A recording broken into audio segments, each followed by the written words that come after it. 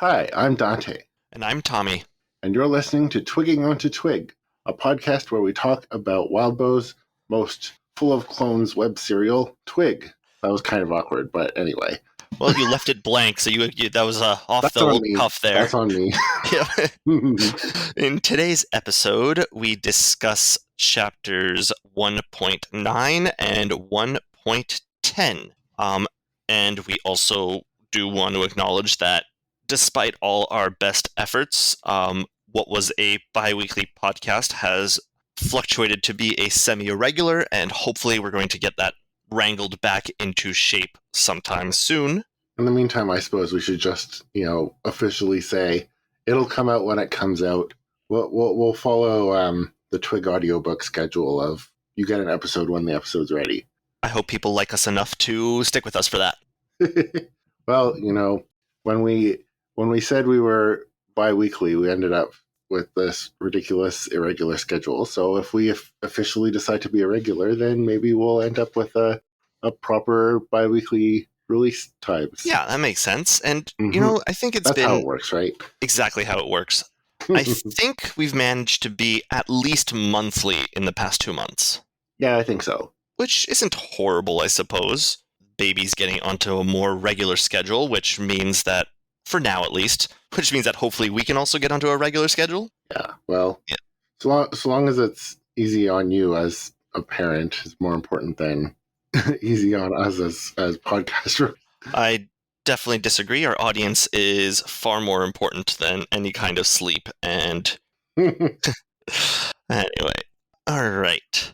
So I was actually kind of surprised. I know we usually go into a chapter summary here, and we'll do that in a second.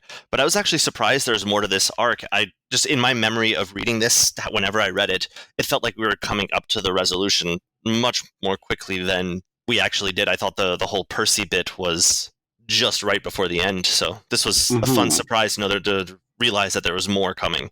Yeah, that's true. I didn't really feel that as much this week because we only have 2 chapters left, and it feels like there's enough left to resolve that would take 2 chapters. But last week especially, when Sylvester discovered who the puppeteer was, and then it was like, there's still 5 chapters in this arc left to go. I was like... It's like, how? Yeah, I definitely am with you on this one. Well, all right. So let's jump right into our section with our chapter summaries. To refresh everybody here, previously on Twig, as Dante just mentioned, Sai got Mary to question the puppeteer's motives. Does he see her as a special girl or as just another tool in his schemes? And then tracks down the puppeteer's HQ, found out that was Percy, and settled in to watch Percy and Mary discuss their next move. So in Taking Route 1.9, Mary and Percy have a heated conversation. Mary is scared and no longer knows what to believe. Percy is trying to convince her that he is legit. Mary tries to convince him to abandon the boys and run away. But Percy speaks a word of command and she submits. Capital letters. Capital letters, word of command. It's like, standard trope in fantasy. Oh, absolutely. Mm-hmm. Also, I'd been reading Lord of the Rings, and I'm pretty sure Gandalf speaks a couple of word of commands in capital letters throughout that, so that might have been what was on my mind. Also, in the course of the conversation, Percy reveals that he was there when the strength of men failed. I mean, when the Lambsbridge project was begun. Yeah, you've really got Lord of the Rings in the mind, eh? So they're a failed project that is being kept on life support in case they turn out to be useful. Which is something we kind of knew from Hale, right? I mean, I kind of get the impression that all of the projects at Random Academy are just, as long as they're useful, maybe we'll let them stick around. That is true, yeah. Anyway, once the conversation dies down, Sai sees that they're about to leave, so he throws a box of shingles in Percy's face, and they face off against each other, but Percy and Mary leave, and Sai follows them back to Mothmont. In Taking Route 1.10, the action is back at Mothmont. Sai and Mary are both somewhere in the building. Sai spends some time figuring out how to bring down Percy without being taken down by Mary or the boys, and he finally tracks her down tracks down her location by rolling a globe into a classroom. Once he knows the coast is clear, he heads over to the dorms where the other Lambsbridge orphans are. They bring down one of the boys and debrief as they head to deal with the others. Then they face off against the oldest clone who has a gun. No, 2 guns.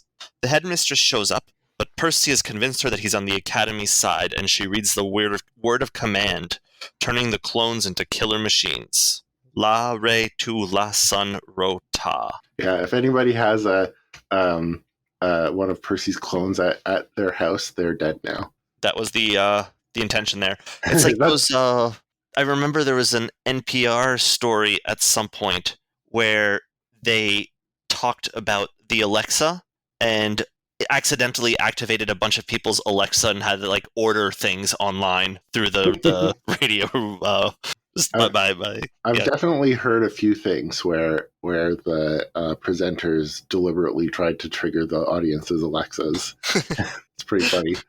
Yeah. Also, this word of command, I don't know if it's just me, but it sounds like solfege. Yeah, I agree with you. It definitely has that feeling, which I guess makes sense. You want your word of command to be, something that you can memorize and recite relatively quickly, but not something that'll just happen in regular conversation, because that'd be pretty awkward. That's true. But I wonder if Percy would normally kind of be singing along with them, like La Re Tu La Sun. Yeah, I mean, getting your murder clones to go along with a soundtrack probably works better. Yeah, everything's better with theme music. Absolutely. Speaking of theme music, one of the responders to our discussion question came up with a theme music for Psy. See if I can. Oh, I did not see that. Actually, that's a pretty good discussion question. Do we want to do that instead of? Yeah, let's. I like that. Do you have a theme music for the different lambs, or for the lambs as a whole? Yeah. Okay. Let's do that at the end then. Cool. Sounds good. So yeah, go ahead. Oh, I wasn't going to say anything. So let's continue with our discussion of the plot. Sure. It's interesting because it's like very slow, thinky, discussion-y, and then all of a sudden it just gets very action-y, like boom, boom, boom, boom, boom. Yeah, from the moment Sai swings that very carefully assembled box of shingles, it goes quickly. Yes, but also in the next chapter too, like, True, he's thinking and he's plotting, and he even like lampshades himself a little bit, where he's like, oh man, Gordon would be at me again for thinking so much that I missed my opportunity. But then once he gets back to the other lambs, then it's just like action.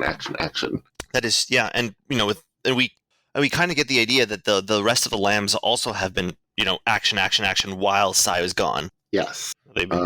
I think they've done a lot more than Sai has. He's collected more intel, but they've set up the stage. Yes. So you wanted to talk a bit about Percy's scheme? I think that's kind of the core element of the plot these days. So we probably should at least acknowledge it.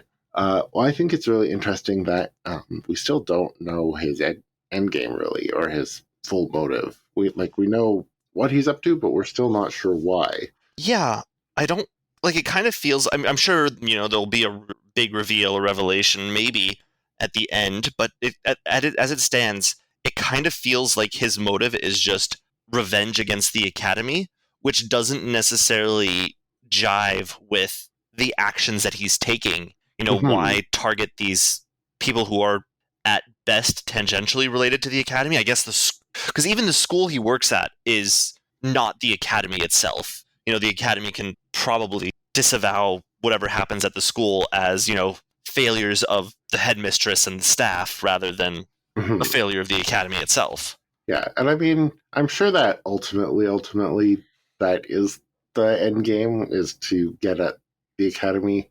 Yeah. But, like, as it is, like, this scheme just to, like, make a point to the Academy, there's definitely some extra steps in the middle there that we don't know about. Or he just is the kind of person who's just so proud of his project that he's making, sort of fudging extra steps in there for his project for the sake of, showing off how successful his project was or would have been. Maybe he didn't really have an end game per se. It was just more like this is my project and I'm really proud of it, so I'm going to do it. Now I need to come up with some sort of like purpose Post for facto justification. Yes. Yeah. That I actually see more like yeah, actually. It's actually really interesting that we learn here that the project comes from the exact same class as the Lambsbridge project. Mm-hmm. And I think it sets us up for, I put this down in the notes much further along, but I think it fits here. Like, I don't really want to predict too much about the antagonist early on, but, I can totally see Mary and the boys, we don't have names for them really yet, being, these sort of dark mirror to size group, or, you can have them run in parallel, growing and developing, either as antagonists or as occasional allies after having been introduced in the first chapter or first arc. But on the other hand, kind of dark mirrors already, whether they continue to be or not. That's more what I mean, whether the narrative continues to keep them in that role or whether they're there to sort of present, to frame the lambs at the beginning and then are discarded after having, served that narrative purpose. Which is just exactly what Percy would have done to them anyway. Exactly. I think you sort of predicted, like, this is kind of close enough to what you had predicted about the relation between the Lambsbridge project and the Puppeteers project that I'm not sure whether to give you 0 or full marks. I would go with 0 because it's not like because I think I remember my prediction being that that they were also that the bad seeds were being run by the academy itself as a counter project to the lambs. So I would give myself maybe a quarter mark. Yeah, I think a quarter mark is fair because you did identify the important point, which is that there is this parallel origin and link between the two projects, which of course makes a lot of sense given how much of a dark mirror parallel they are, and especially Mary and Cy. Absolutely. And and we're going to get into that later, but it's I do think it's interesting how much, even though Cy doesn't necessarily acknowledge it, how much Mary gets as much under his skin as he gets under hers. Yeah, that's a good point. You have the kill phrases as your notes here. I'm very curious what you want to talk about there. Oh, yeah. Let's see. When did I write that down, and what was I thinking? Yeah, I think it's just like the kill phrases are an interesting plot detail. Like they'd been speculating so much about how Percy was controlling the clones. And so now we discover that it's a kill phrase and that he's got this this phrase or set of phrases that he can use to transform them into kill mode or however fine-grained of control he has in there. Execute Order 66 type of deal. Yes, exactly. So, yeah, I think that's a really interesting plot twist, and we get to see that in action. And if we're having this parallel with the lambs, it kind of makes me wonder whether there's something, I wouldn't say exactly the same with the lambs, but if there's some sort of parallel that the lambs will, whether this is foreshadowing something with the lambs also. You think the lambs might have a kill phrase as well? Let's say maybe not something as explicitly parallel, or like as explicitly similar, but as a parallel eventually, maybe. Whether that's the appointment side goes to or whatever. I don't know. Yeah, that's certainly an interesting thought. I like that a lot. I wonder what sort of thing it would end up being. Even if it's not a sort of kill phrase where it's like, Gordon, kill mode. Yeah. It would probably be something a lot more subtle and more individual. Exactly. It'd be interesting to think of like what would that look like. I mean, I couldn't even see it just being, because I kind of get the vibe that the lambs at this point, at least that the lambs are far more refined as a project than the bad seeds are. So it's probably like something like some kind of inherent conditioning or whatnot. Yes, which is interesting because based on Percy's description of the Lambsbridge project, it seems like the Lambsbridge gang are just a hodgepodge of miscellaneous projects that didn't work out too well, which really doesn't match what we've seen of the Lambs being the It does excellent, not. coherent group that we've seen. Even with the missing pieces that were supposed to be there, it doesn't feel like. Well, I guess it's a question of. It's probably the fact that this is sorry, things popping up on my screen. It it's probably coming from Percy having a really biased perspective. You know, he's not a reliable narrator of what happened back then, presumably. Right. But then, who is? Even Sai isn't a particularly reliable narrator. So, I think everything that we see that isn't, actually happening right in front of us, it's kind of like... Who do we trust? What do we trust? It's like there's a grain of truth in there and then a little bit of embellishment around it. For sure. So anyway, that's kind of what we see of Percy's scheme, unless you... Yeah, I don't have anything else to add to this bit. Another big part of these two chapters is this whole face-off between Sai and Mary at the school, where they're both trying to get each other and trying to avoid each other. I'm sure there's kind of a word for that kind of scene or trope or whatever, but think of it. I was about to say flirting, but I don't know. I'm pretty sure flirting doesn't usually involve trying to kill each other. It does in... maybe you've been in some different relationships than I've been, but... it does in a lot of like spy movies or heist things or action. The very often there is flirting between the... That's true. And I kind of see that between these two. Not really explicitly, but I feel like things could go in that direction. Based on the way they're acting with each other. But I think my favorite thing is just the first line that Sai says in 1.10, which is, "This is what I lived for," literally speaking. Yeah, no, it's really good. I also thought it was interesting, this whole construction he had with the sort of phantom Marys, where he sort of imagines Mary in various positions and tries to imagine what they would do. Yeah, like this is an extension of Sai's building, complex systems or machines or programs in his mind. He's doing that with Mary. He's trying to figure out what she would be doing in each different situation based on what he's seen, which is basically his, complex plans that he does all around.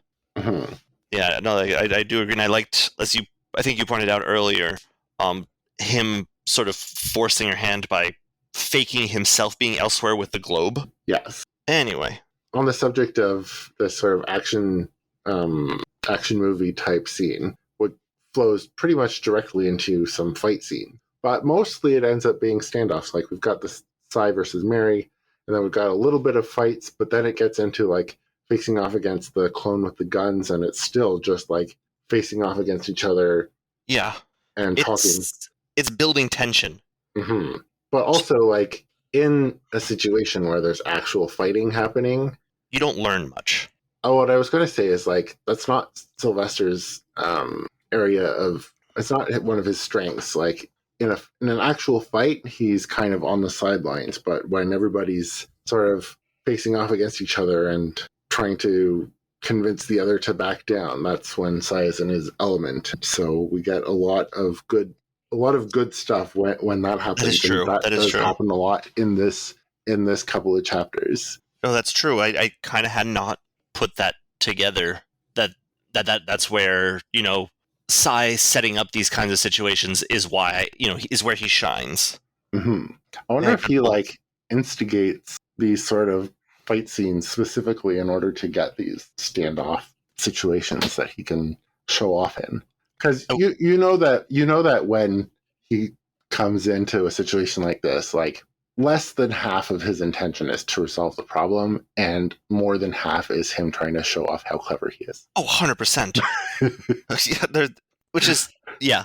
I don't know if I have anything to add to that, but you're absolutely right about that's just Sai. He so much of his character is, at least as far as we can see so far, gloating a little bit. Mm-hmm. Smug, I think, is the word. Yes. And that kind of segues into the next note we have, which is the kill phrases again. I'm like, why did I put the kill phrases in twice? But in this case, it's like, yeah, Sai being smug and clever. And we said last time that when he put that note for the headmistress, that it would probably come and bite him in the behind. And it here we are. certainly did this time. Yep. Because, Percy, as we said, convinces the headmistress that he is the agent of the academy there, and that the lambs are the antagonist, or the ones working against the academy. Mm-hmm. And then the kill phrase is uttered, and that's the cliffhanger. Dun dun dun. Dun dun dun. I wonder if that means that the clone is going to like try and find his. Well, see, that's kind of what it's setting up to feel. Yeah. But that's not what happens with these kids, right? They kill their parents and then set their house on fire. But this kid's parent isn't there unless he considers Percy his parent. So maybe he's going to go and murder Percy and then burn down Mont. And then Percy will be like, maybe this wasn't such a good idea after all. I kind of assume that's not what's going to happen. It'd be a bit of a twist there, but sure. I mean, I'm not saying that's what's going to happen. I'm just saying that's what you would expect if you followed the pattern. But if it's obviously not going to be that, so it's really kind of completely up in the air what might happen with this guy. Yeah, we don't really necessarily. We saw what the word of command did to Mary, which is just sort of make her, I guess, shut down her personality in a way. Mm-hmm. So I wonder if he has, like, I kind of mentioned this before, but I wonder if he has like a whole bunch of different phrases that he can use, like one to make them do the whole kill thing, one to make them just like calm down and listen to what he says, and one to bind them in the shadow of Mordor. Now who's the one with Lord of the Rings on his mind? No, but yeah, I guess what this is kind of, well, I guess because, I've watched a lot of random TV while I've been with the baby, and one of the things that I watched is The Bad Batch, and one of the things that show emphasizes, it's a lot of fun, yeah. But especially the early episodes really emphasize how much, the clones, spoilers for The Bad Batch, I guess, the clones in Star Wars are, their personalities, at least initially, are more or less erased by the, word of command that execute Order 66. Yeah. And then slowly reemerges over the course of the next year or so. And I don't know, it was an interesting parallel to read this at the same time as, listening or watching that.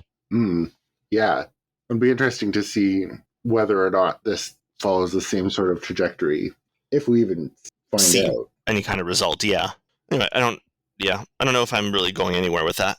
Well, I think you went to a very interesting. But now I think let's move on to our world building section. It sounds good. We got a little bit of world building here.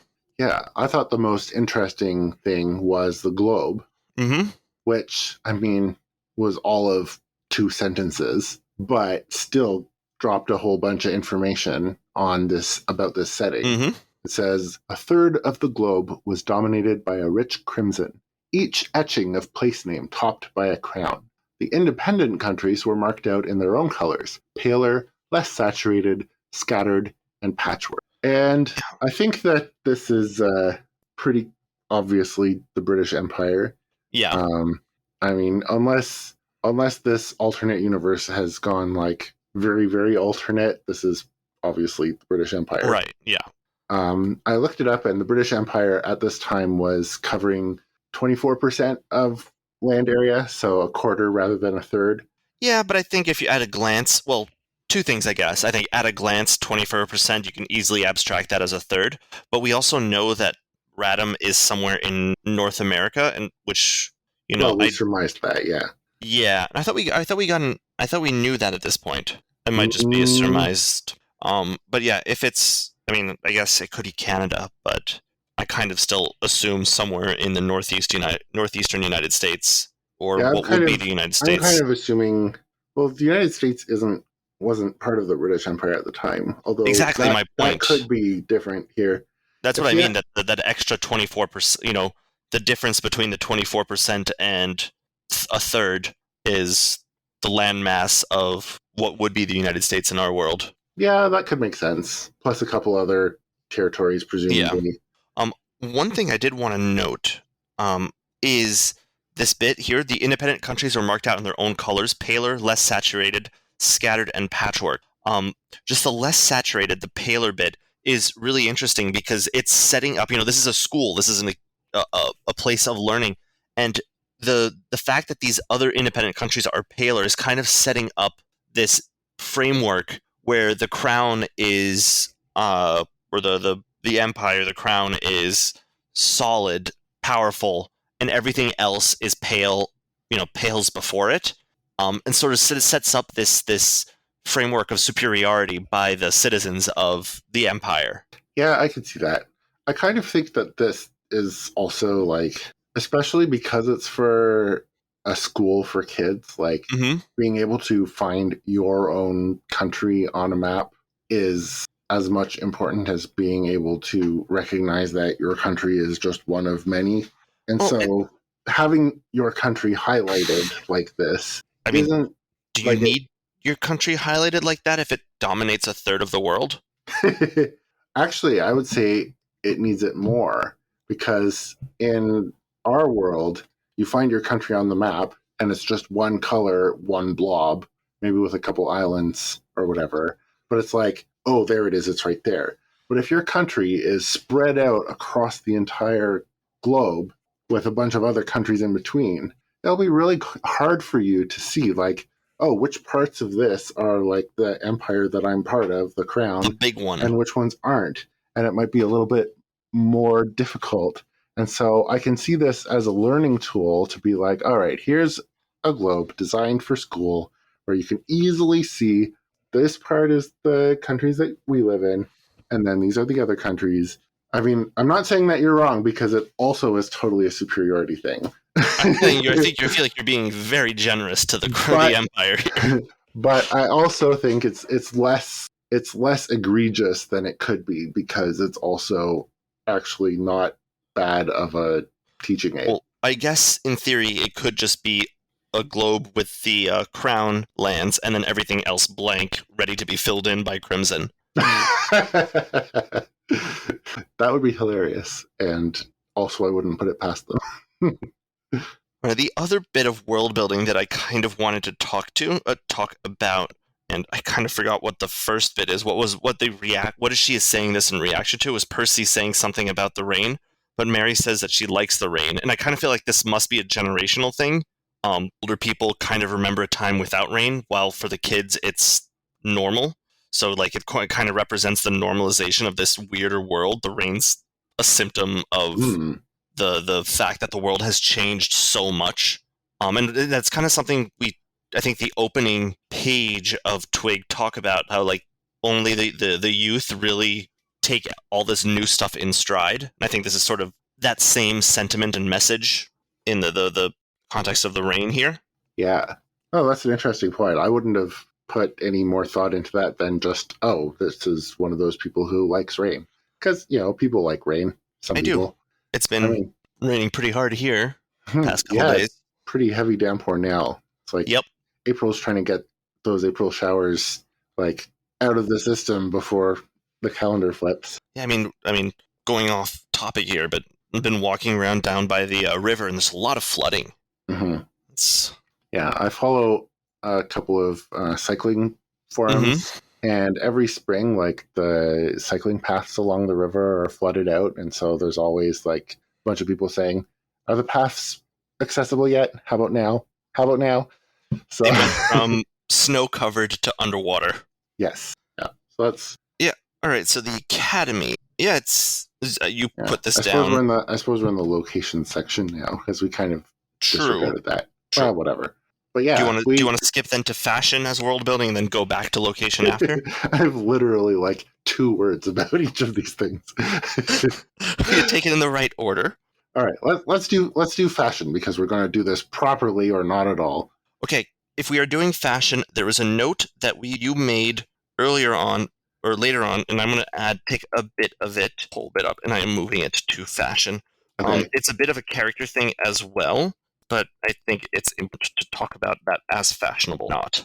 Okay, so my reason for bringing up fashion here is just Sai describing Percy, and says that Percy is wearing a coat made in the style of a lab coat. And he says that this is very fashionable. And I thought this was a really fun detail about this universe, about this world, where, fashion in the style of scientific academic clothing is fashionable. And I thought that was really funny.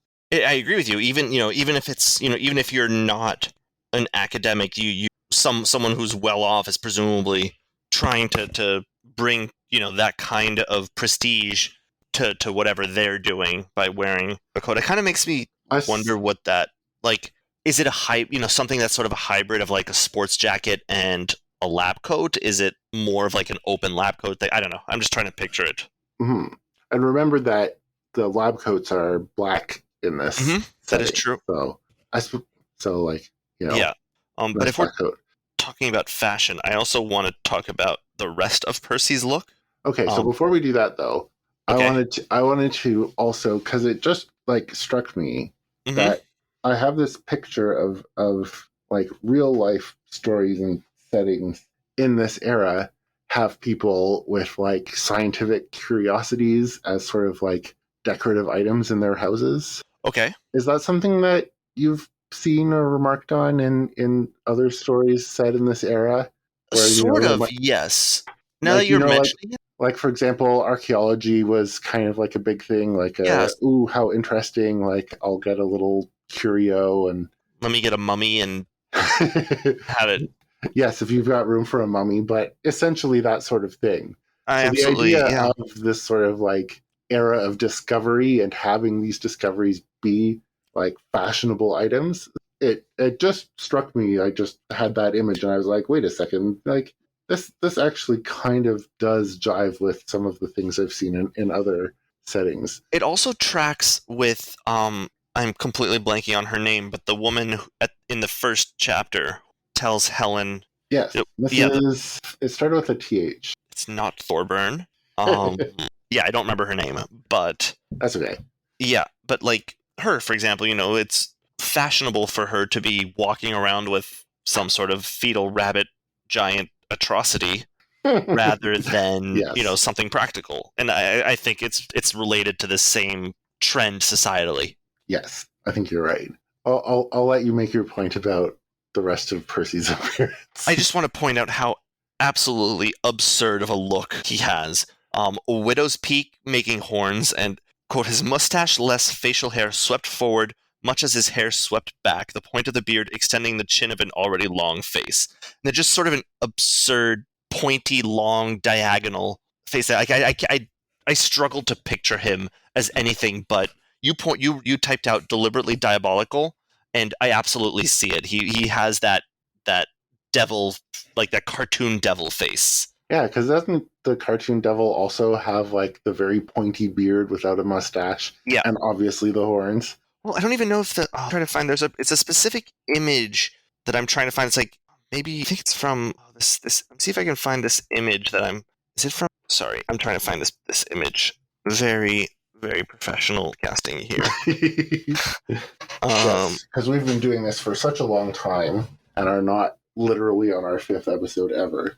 Yep, people are definitely... Is that it? No, I can't find it. Oh, well. I'll try to find it later on. But just, there's this very specific image of not necessarily a devil, but like a sorcerer or something, like a medieval sorcerer type with the skull cap and like the pointy beard. And just it has the same kind of look to me of like long-faced thing. And maybe it's a French cartoon type of look at man does not like that. Does he? No, he does not.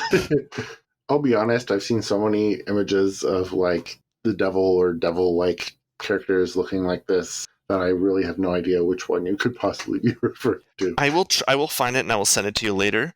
Okay. And also, looking at this picture of Gargamel, I really feel like Robert Picardo play him real well. Anyway, carrying on. Okay. All right. So now we're in the location section, and we're going to talk about the 3 words I put in about the academy, which is this applied mind class. That is 4 words. Anyway. The applied mind.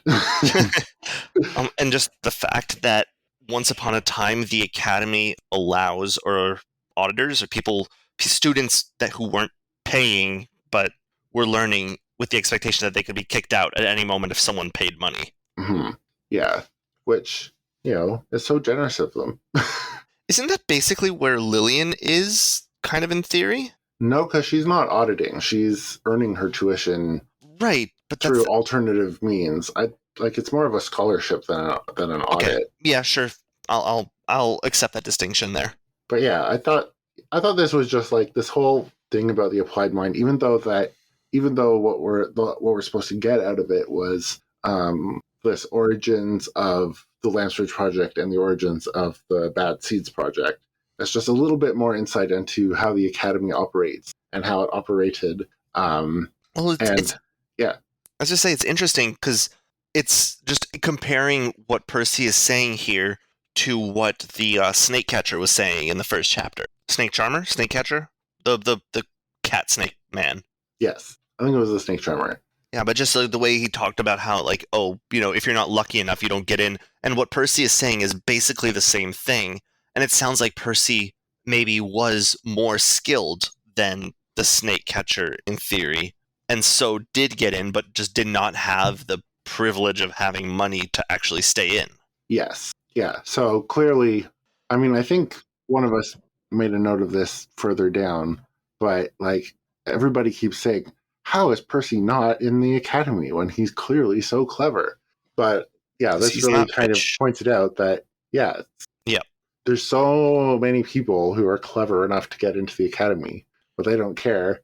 They want the people who are rich enough to pay whatever exorbitant tuition fees. Which kind of makes me wonder how many, incompetent frat bros are at the Academy, just like sitting in class, drinking and, Yeah, that's a good point, because that's part of the university experience. Exactly. And in real life, but we haven't seen any evidence that would be tolerated. But if they're wealthy enough, or their family's wealthy enough, wouldn't they? I mean, I guess we kind of do see, because we talk about how this school the Mothmont feeds the Academy.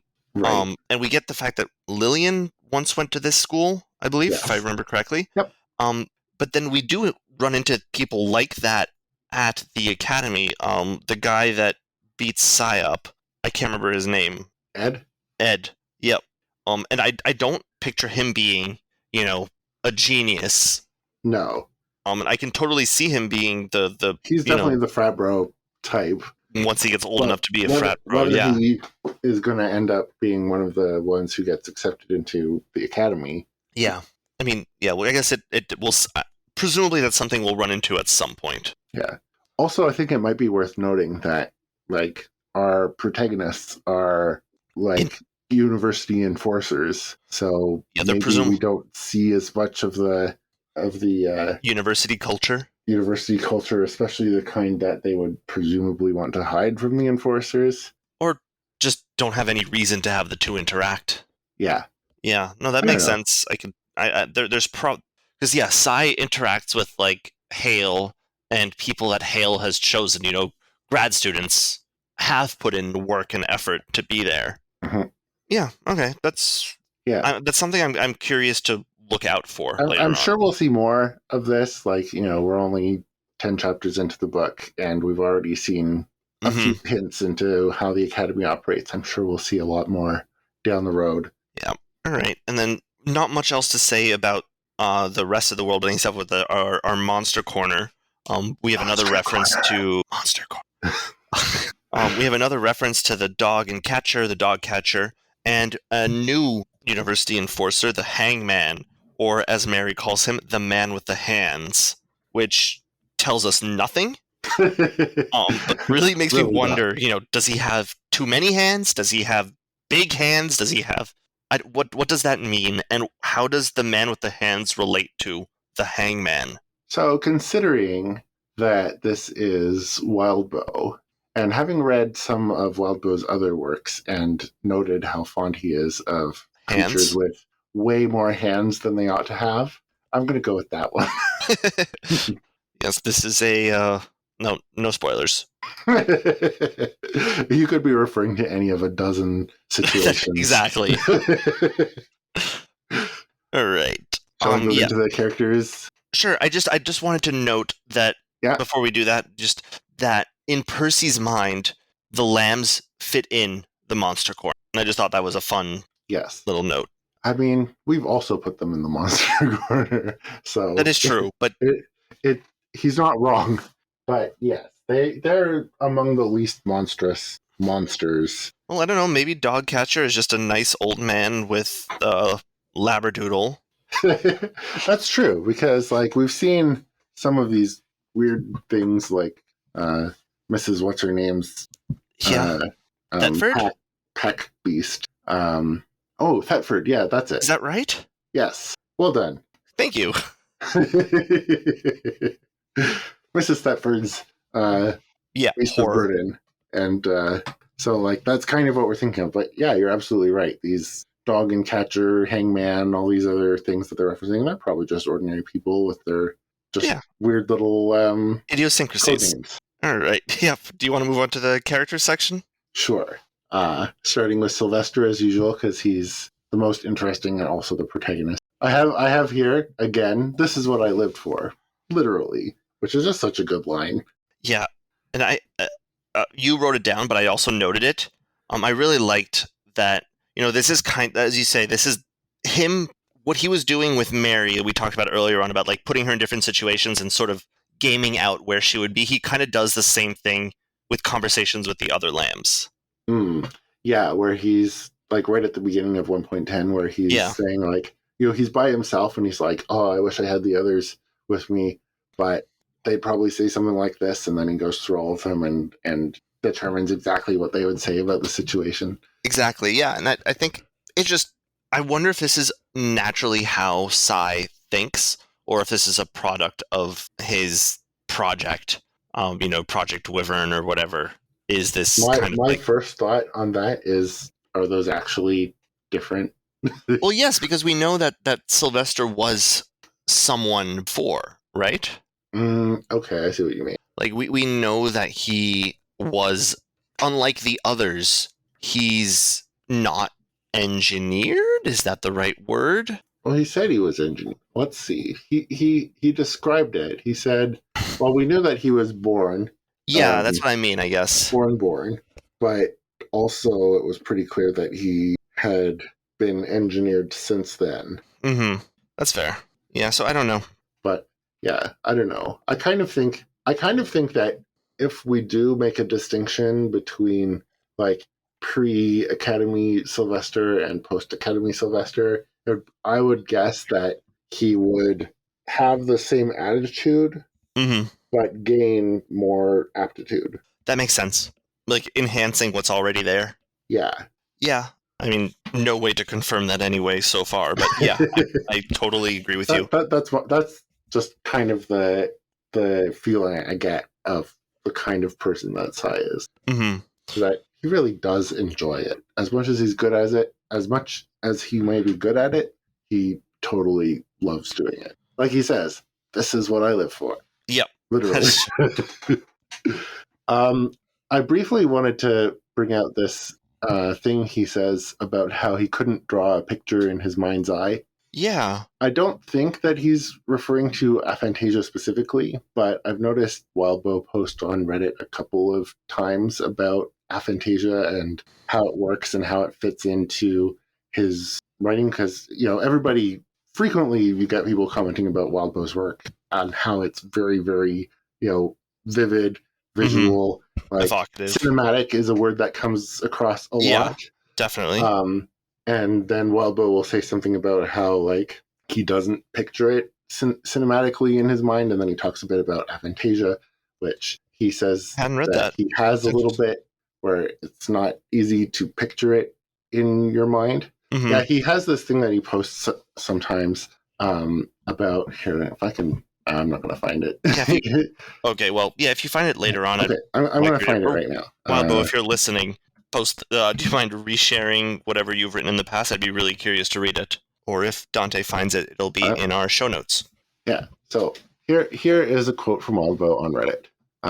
Somebody asking a question about this other person has aphantasia and is reading Worm and is like asking about this experience. And Wildbow says, believe it or not, I'm pretty close to being in that territory. Since watching a video on YouTube, I've quizzed a few people, and where I think most are at 8 or 9 on the can visualize stuff scale, I think I fall closer to a 3. Wow. In my quizzing of people, I tend to ask if they can mentally imagine a pristine white square.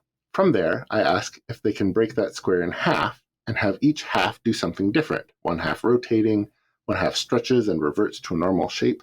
If they can, then they can make it 4 individual things happening at once, stretching one quadrant, rotating another, and usually people start to hit their limit around then. The most common answer I get is the changing colors between quadrants is where they tend to get tripped up.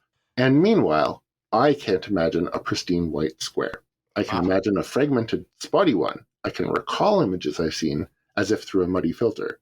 But that's about it. Description does work for me, though.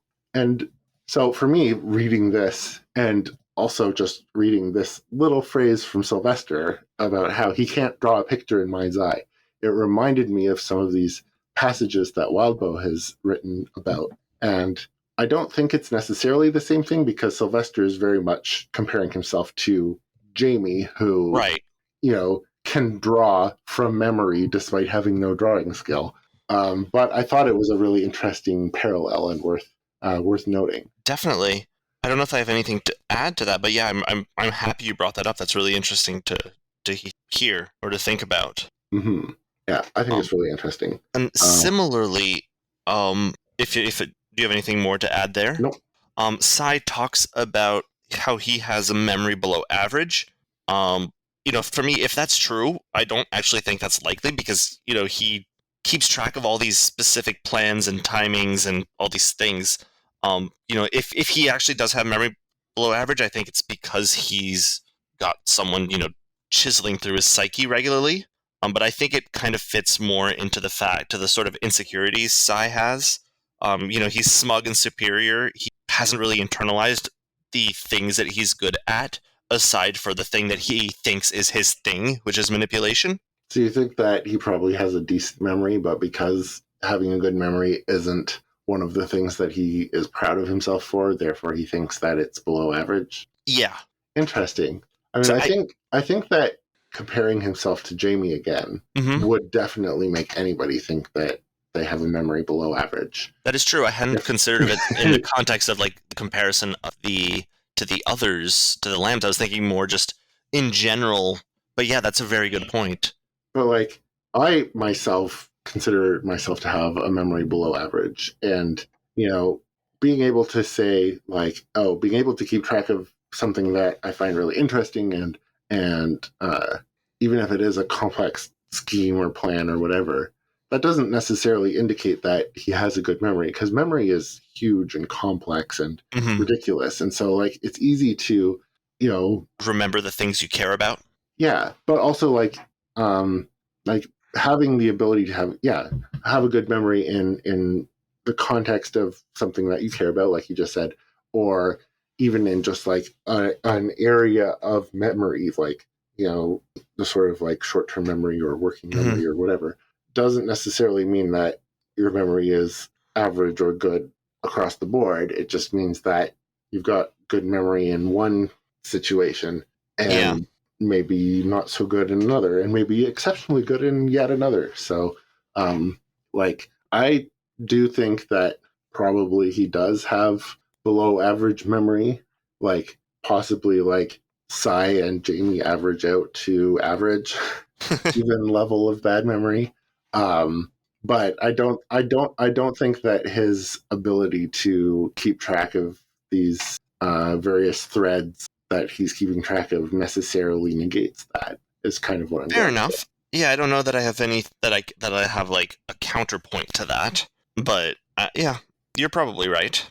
Yeah, I mean, you are right that Sai definitely kind of underestimates his own abilities outside of his like specialties. I think you're right about that. I just think like we don't have any reason to think that this is an example of that. Oh, that's fair. I don't know that I have, a counter argument to you there. Sure. But we get a couple of interesting little tidbits about his relationships with some of the other lambs. the whole thing with Lillian being called Lil, I thought was kind of interesting and kind of funny. Just that he like files it away to use later. No, not even that, because that I can totally see that's 100% Psy being Psy. Mm-hmm. But it goes beyond that, because after that point, he uses Lil in his internal narration. I did not notice that. So every time he refers to her in the narration, he calls her Lil. That's amazing. I did not notice that. And I'm like, okay, this has gone beyond, like, you know, holding on to something useful. And this is like him being a little piece of shit. And it's amazing. So, and the other thing, which I think is more obvious and kind of probably more important, is this whole thing where he talks to Helen about being, like, he calls her big sis. And then, you know, freezes when she hugs him or grabs him, or she grabs him from behind. Yes. Yeah. But, so, like, with regard to him freezing when he grabs her, like, I kind of thought interesting how, like, is he afraid of Helen? Like, I definitely got that vibe. I got that vibe, and it kind of surprised me, because I definitely got the impression that they all kind of were very comfortable around each other. I can see Helen as being someone to be afraid of if you know her well, maybe. Yeah, I thought this was interesting too, because I think this, I was looking at my live read the first time I read this, and this is where, to me, like, this scene where they're all talking and chatting and all that is a scene where they first clicked to me as a cohesive unit. It wasn't when they were, like, shoving each other in the passageway. Yeah, no, this whole area there, like this whole this whole set of interactions was where they felt like and you know, yeah, he seems to be afraid of Helen, but also he's comforted and happy when he sees, I don't know if that's the right word, but like she smiles at him afterwards, like, you know, it's like they're both in on a little joke and he's in on it, you know. It's not like she's messing with him or screwing with him. It's like, you know, there's affection. Yeah. But I think, like, aside from that detail of him being weirdly afraid of Helen, like, this whole question of him seeing the other lambs as family, but, oh no, I definitely don't see you as family. I don't want to see family. What? Why would I want to see you as family? Like, obviously he sees them as family, right? Yeah. There's no question. I mean, like, Sai says, you know, whatever, let's joke around about Sai really wanting a family deep down inside.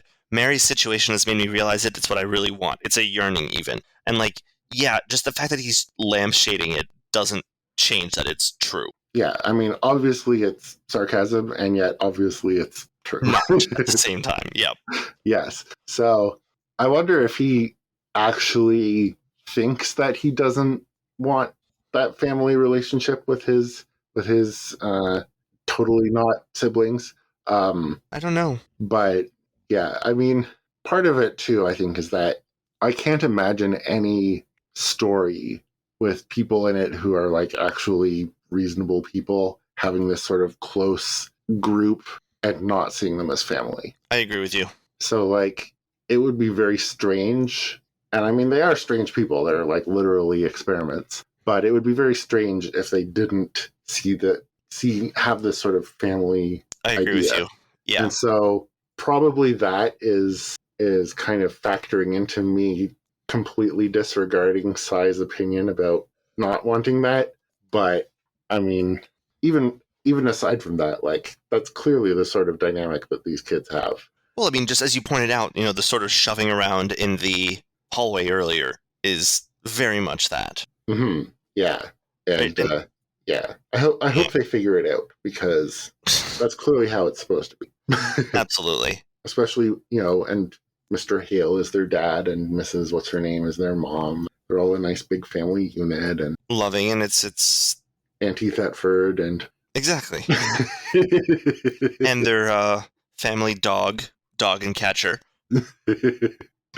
Yes, or just a pair of labradoodles. Yeah, obvious.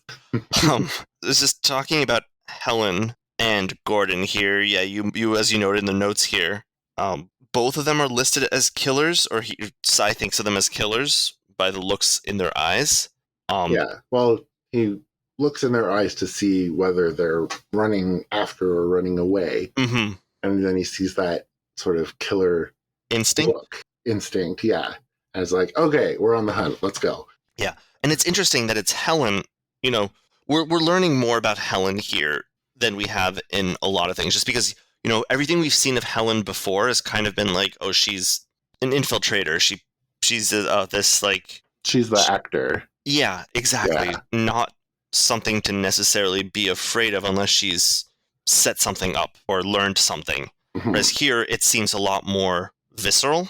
Yes. Yeah, that's true. Because you have, this killer look in her eye, and then Sai being a little bit afraid of her. Mm-hmm.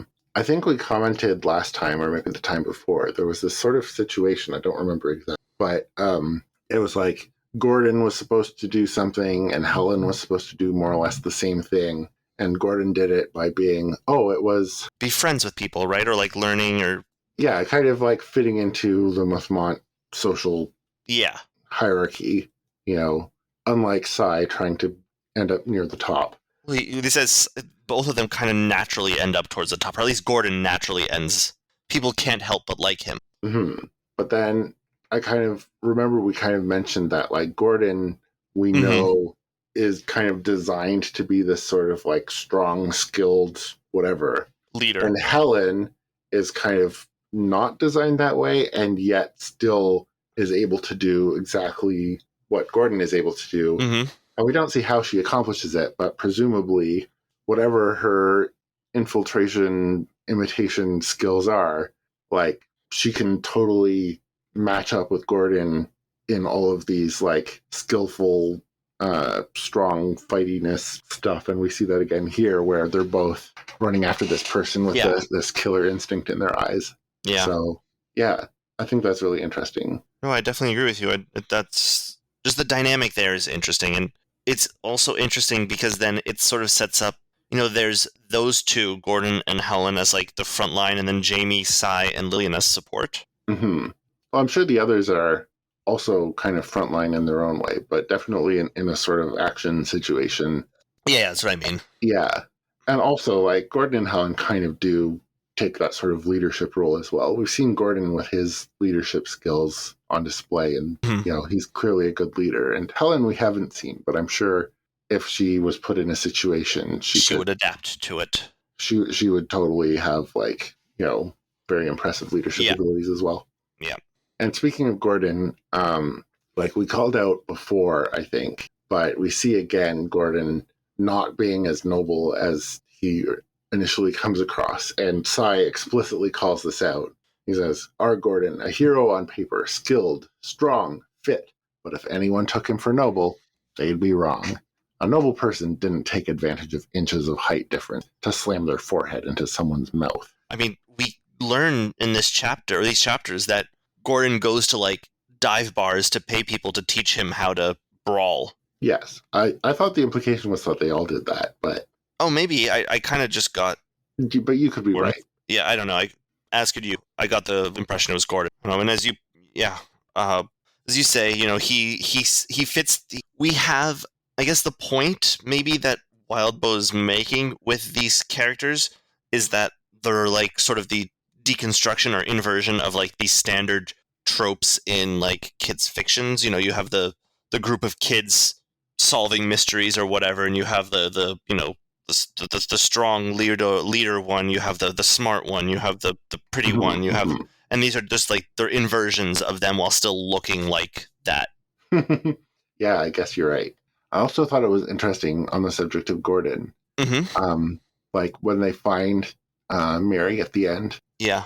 And it's actually a trap because the clone with the gun is in the other room ready to catch them. And Sai, who is the one who would normally suss out the traps and understand the dynamics of Mary and the other clones, totally doesn't see it. And it's Gordon who realizes what's going on and gets them all out. That's true. So, yeah, just another check mark on the list of situations where our characters are more skilled across the board than you initially expect.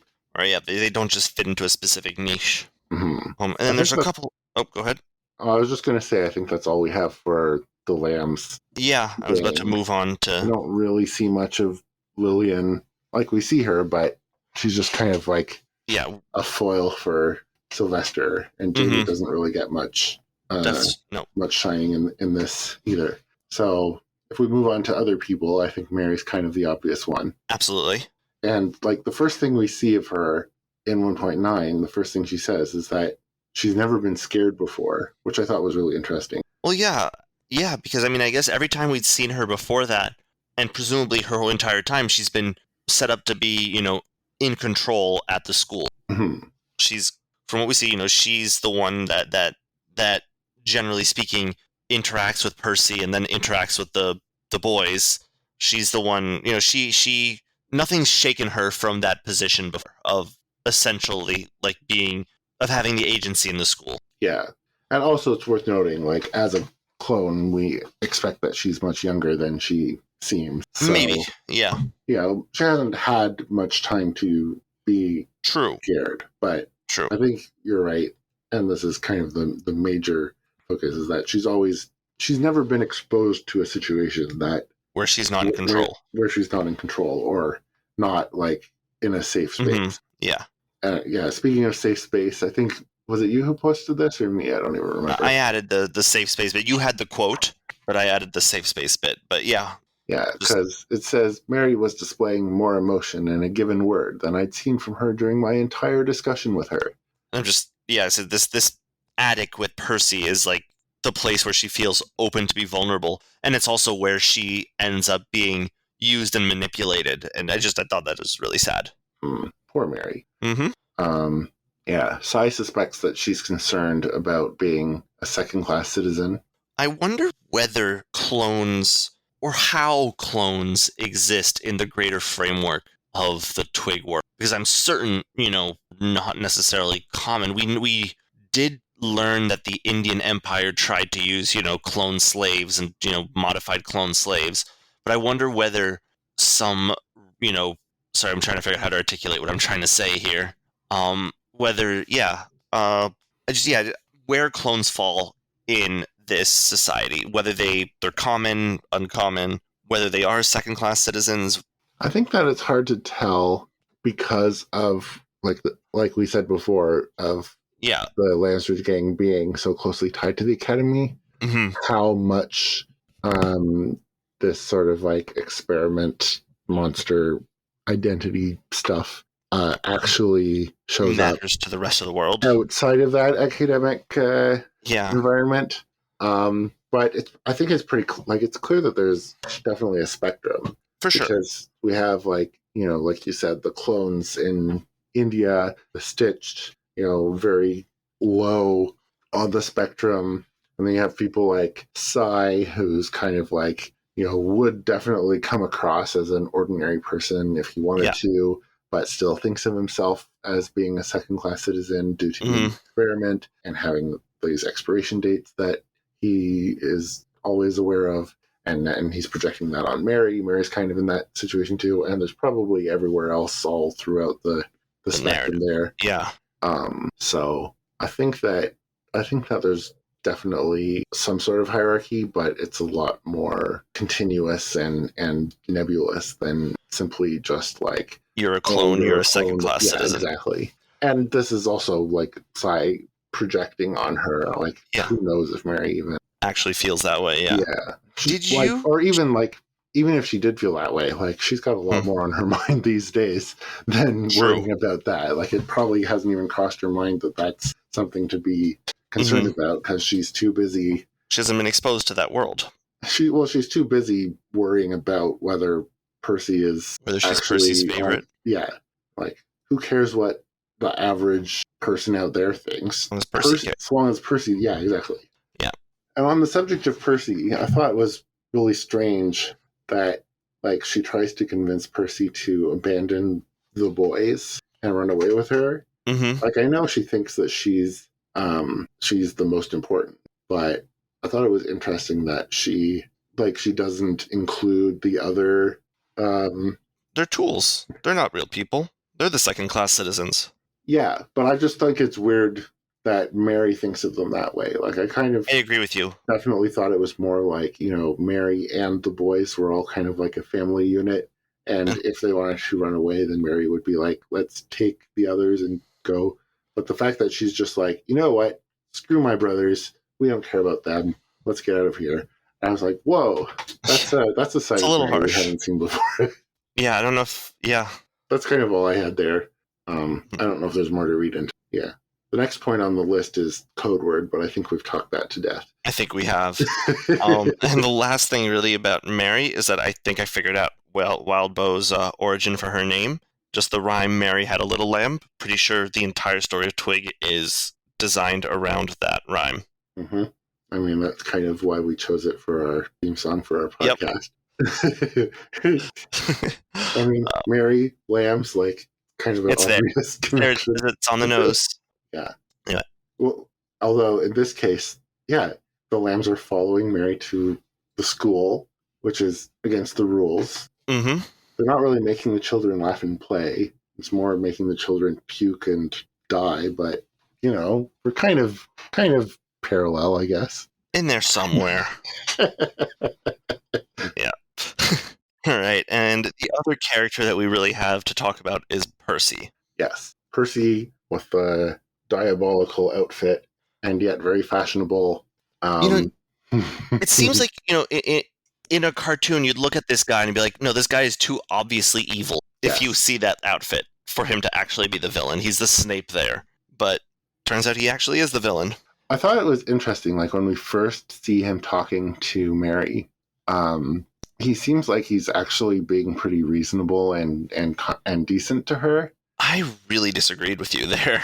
The way he says, I can't talk to you when you're being like this, very much has you're just being hysterical vibes. Like he's very manipulative, very it's like a lot of parts of like the abuser's toolkit in his conversation. I felt. Yes, I think you're right, but I mean like right at the start. I don't remember how far in, to be honest. That phrase comes up. I remember it coming up pretty early, and it was like, this is very problematic. Which obviously, this is a problematic relationship. I think it's from probably the beginning. True. Like, I think from what I understand, like abusive people tend to be very like kind and decent to their victims at first. Yeah, can be at least. Yeah, to try and like get them into a place where they're feeling more trusting and isolated. Yeah. So like I think I'm with you on this where Percy is definitely taking this approach to Mary, but I just thought it was interesting. Like when we first see him, I kind of expected him to just be like completely like we said, he's kind of like cartoon villain aesthetic. I kind of expected him to be more cartoon villainy towards her. And and he was kind of just like, calm down, everything will be fine, sort of thing. And I'm like, I bit of a different tack than I expected, I guess. I mean, until he starts just erasing her agency entirely with words of command. Yes, and he goes from like seemingly decent to then being more manipulative to then being like straight up manipulatable. Sci-fi, yes, word of command. Like, he definitely gets to the and he gets there very quickly. Like, it definitely makes it seem like this isn't the first time he's done that. Like, he jumps to that really quickly. Yeah. He definitely gets to the place where you're very happy to see him get a boxer to the face. Pretty quick, yep. Yes. Mm-hmm. All right, moving on. You wanted to point out, I think we talked about this already, we talked about this already, about his privilege. The tuition in the academy. Yeah. I don't know if we need to relitigate all this. And then I don't know. The only other note we have here is side noted that the word meticulous, when he's thinking of Percy, the first and last word that sprung to meticulous. He has to groom that devil beard. Yes. And also has to groom his clones. Yep. For their role in his. Yeah. Percy's a very interesting character. character. And we really haven't, for all that he's been like the main villain of this entire arc, we've seen so little of him. Yeah, we have not interacted with him at all. Yeah, we only just met him in 1.9. And then he wasn't even present in 1.10 at all because he was getting treatment for a bunch of to the face. Yep. But yeah, I hope we see more of him in the next couple of chapters. Because like clearly his scheme is about to get busted. But yeah, I definitely want to see more of him before his purpose is fulfilled. Anyway, so that's all I have for characters. Me too. I don't think I have anything else. We can move into our discussion question section. Yep, sounds good. So last time, our previous discussion question was just tell us about your favorite use of cloning technology in fiction. And obviously there are a ton of spoiler warnings. So I'm just gonna like go out there and say like if we mention a work of fiction that you want to avoid spoilers for, just like immediately skip ahead a couple minutes. Yeah. Because like most of these I haven't read and I don't know which of them are spoilers and which of them aren't. So just let's assume that they're all spoilers and go from there. Yeah. So actually, before we do that, have you? I just want to talk about one that I didn't want to. Sorry, I'll articulate my words a little bit better. It's been a long day, but it's we were talking about cloning earlier, and I wanted to mention it, but I figured it fit here better.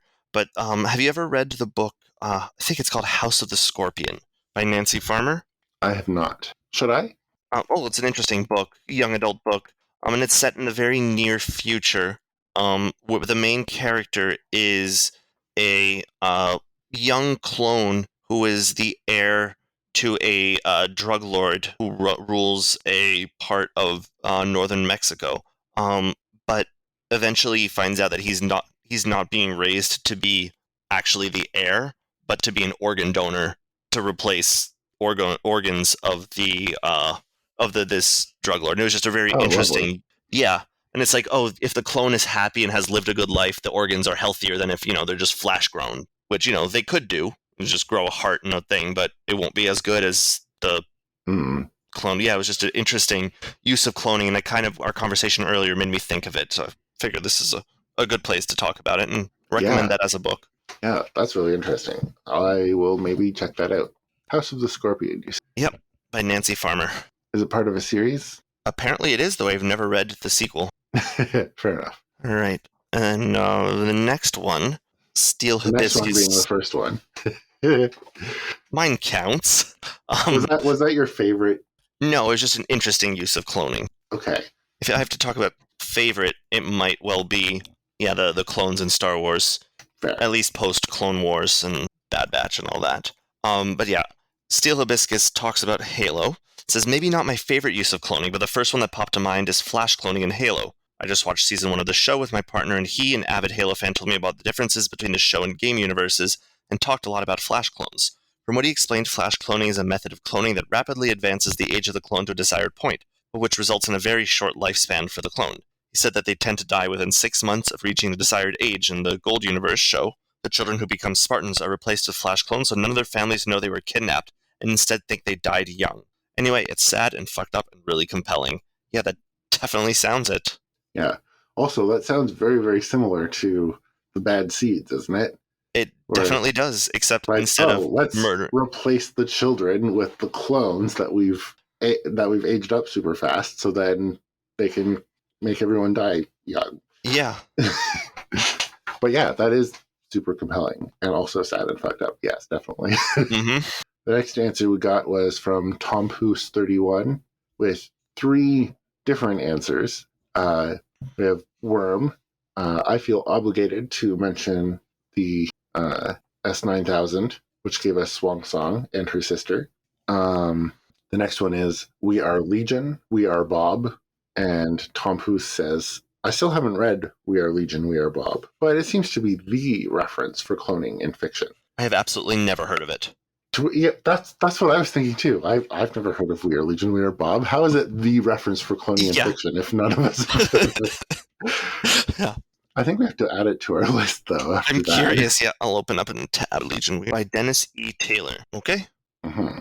And finally, Warhammer 40k, the servitors in Warhammer 40k. It is definitely not my favorite use of cloning in fiction, but you disputed what was worse between reanimating a corpse and cloning someone for slave labor, and that was our discussion last time about the Indian clones versus the stitched. And Tom Pu says the Mechanicus gave it answer: clone someone and then kill them to transform them into a slave. Lobotomy and brute force can solve all your problems. Doesn't work? More lobotomy and brute force. I mean, isn't that kind of like the whole thing of 40k? It's just excessively grim and dark, and however grim and dark you think it is, it's worse.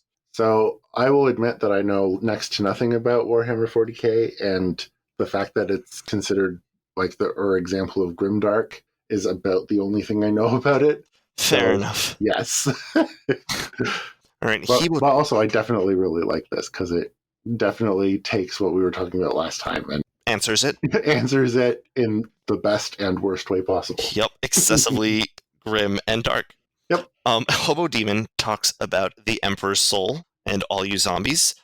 Says, because fiction so often either treats copying the mind as a given in cloning or acknowledges the need to train the clone from a blank slate, I'll split my answer into a favorite instance of each copying a body and a mind. In The Emperor's Soul by Brandon Sanderson, a monarch gets vegetated by an assassination attempt. Body's fine, but the mind is gone. So to avoid political upheaval, a counterfeiter is tasked with forging the name of the book. This is done through the use of a magic system combining stone tape type and the language aspect of arrival, with the counterfeiter altering the history of objects like a Wikipedia troll, and the effects lasting until they strain the credulity of the hypothetical gods. Kind of sounds like Glamour in the other verse.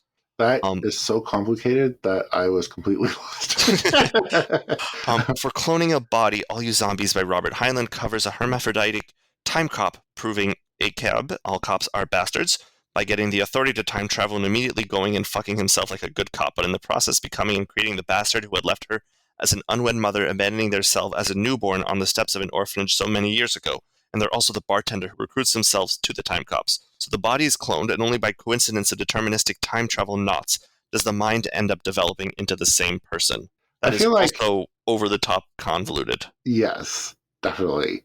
And also, I feel like time travel adds so many dimensions to the questions of cloning that clones is one thing, time travel clones is completely different. Yeah. But on the subject of time travel, Captain Rhino mentions Doctor Who. I really like that episode. This episode of Doctor Who? Yeah. I watched it, and I really didn't remember anything. I'll read the answer first, and then we can talk about it. Sure. So there's an episode of Doctor Who where they turn up in a war zone where both sides are using rapidly grown clones to fight each other. They are told the war has been going on for generations, but eventually realize that because the cloning is so quick and the fighting so intense, that the whole thing has been going on for just 1 week. Also, they make a female clone of the male Doctor, which doesn't really make sense, although Time Lords can change their sex when they regenerate, so maybe it sort of does. The actress who plays the Doctor's daughter is herself the daughter of a previous Doctor, and then she married David Tennant and had his daughter, so she is the Doctor's daughter, played the Doctor's daughter, married the Doctor, and then was mother to the Doctor's daughter. Which sounds completely confusing, but it's straightforward.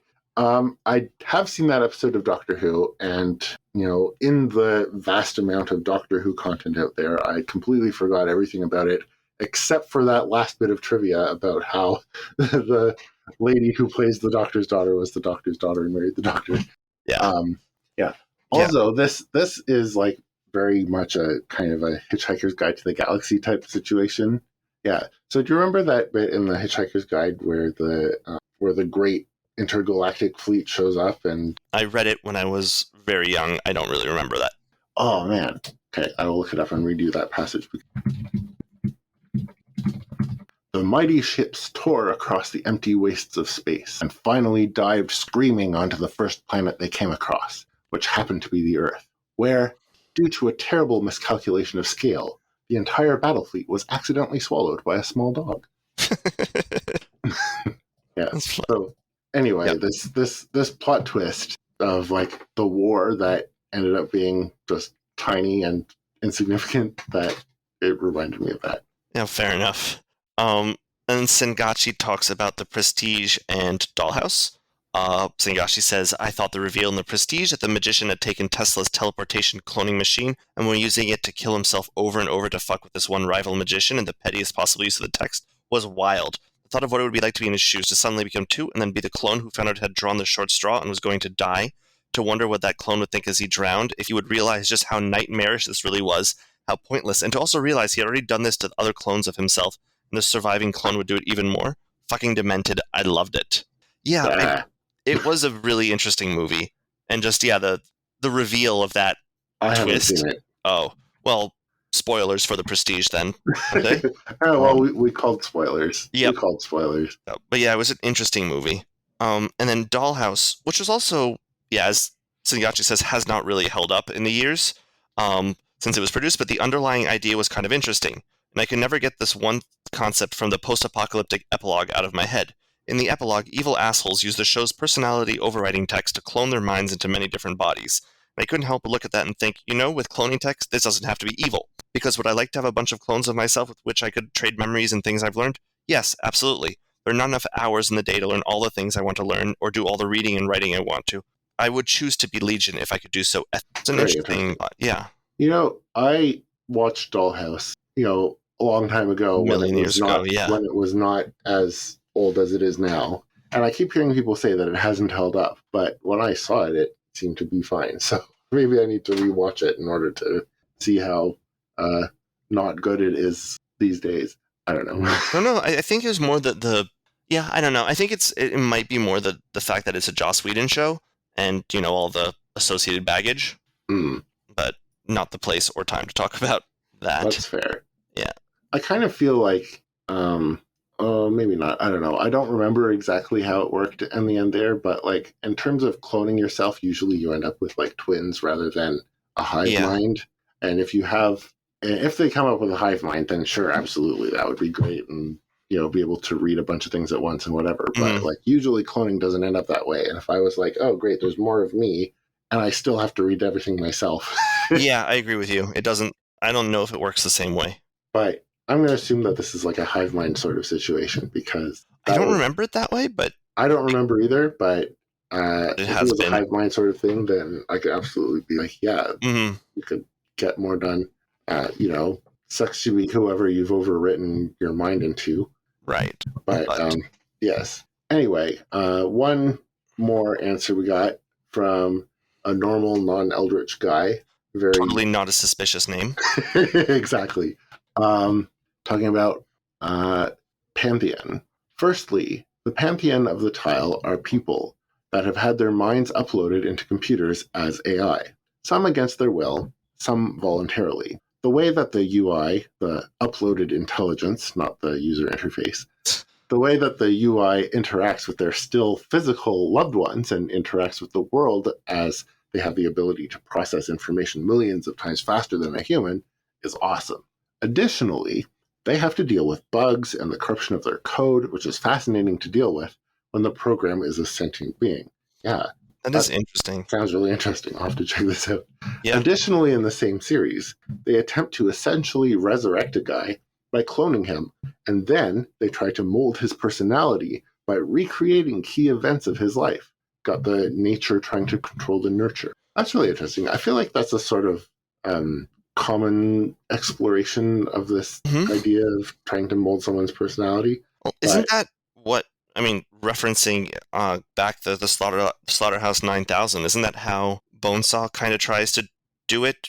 Fake memories to recreate the ones that are... Yes, but that's not so much like changing the events to get a different personality, so much as trying to copy the events in order to copy the personality. But yeah, it's definitely along the same lines. Yeah. Yeah. Right. And those are all of our discussion question answers. Thank you for everybody. All of you who answered. Those are some really great ones. And yeah, really appreciate it. Added a few items to my to-read list. And I think we have a new discussion question. Do we want to do the one that we had originally brainstormed or the one that we thought of at the beginning of this episode? We could also do both. Let's do both. All right. So, all you listeners, you have to answer twice because we're giving you two questions. First, come up with a monster that the Academy might have in the arsenal to clean up the mess.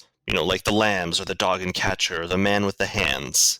And the other one being the one that we already asked at the beginning, which is come up with a theme song for the lambs or for a particular member of the lambs. Or for Mary or the seeds or, Percy.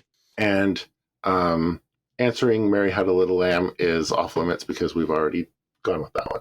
Exactly. Right. So is there anything else you want to bring up or talk about in this episode? Oh, I want to also mention normal non-eldritch guy. We'll talk about that next episode, I guess. That's going to be our discussion.